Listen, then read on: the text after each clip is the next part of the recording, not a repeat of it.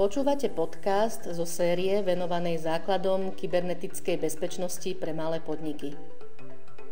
Pri natáčaní podcastu sme sa inšpirovali odporúčaniami vládnej jednotky pre riešenie počítačových incidentov v Slovenskej republike, tzv. CIRT, skúsenosťami CDP odborníkov na ochranu firemných dát a voľne dostupnými informáciami na internete. Dnešný podcast je zameraný na problematiku phishingových alebo inak povedané podvodných e-mailov.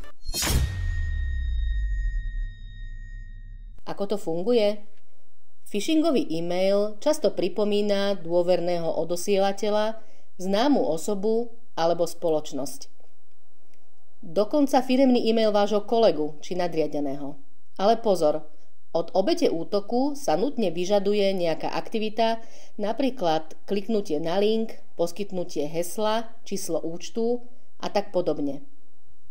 Hlavným znakom je nátlak a vždy je to urgentné, lebo sa stane niečo zlé. Čo sa stane potom? Kliknutím na podvodný link sa vystavujeme riziku nainštalovania škodlivého kódu do počítača, ktorý sa odtiaľ časom rozšíri po celej firemnej sieti. Ďalšou hrozbou je zakódovanie dát a žiadosť o výkupné. Pri poskytnutí hesla podvodník získa prístup ku všetkým zariadeniam spojeným s týmto účtom v sieti. Ako predchádzať phishingu? Prišiel vám neočakávaný e-mail? Zvýšte pozornosť. Preverte odosielateľa a web stránku spoločnosti uvedenej v e-maili. Skôr, než niečo podniknete, poraďte sa s kolegom alebo ešte lepšie s odborníkom. Ak sa vám e-mail nepozdáva, ale odosielateľ na vás pôsobí dôveryhodne, zavolajte mu a overte si relevantnosť jeho dopytu. Použite pritom číslo, ktoré poznáte, alebo ste ho overili z iného zdroja. V žiadnom prípade nedôverujte neznámemu číslu uvedenému v e-maili. Ako ochrániť váš biznis? Zálohujte dáta.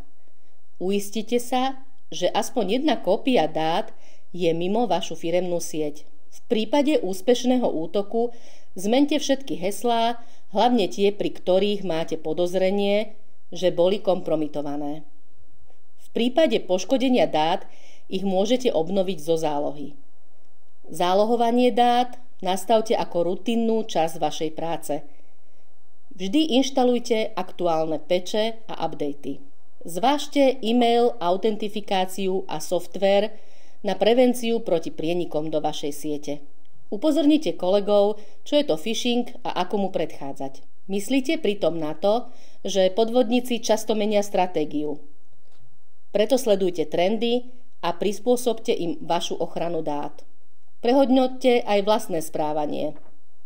Priebežne sa testujte na verejných phishingových testoch a z výsledkov sa poučte. A ešte na záver zmiernite dopady phishing útoku. Upozornite kolegov, čo sa stalo. Phishing obvykle útočí na viac než jednu osobu vo firme. Okamžite zmente kompromitované heslá a odpojte zo siete každý počítač podozrivý na malware. Informujte zodpovedné osoby vo firme, požiadajte o pomoc zmluvného poskytovateľa SLA služieb.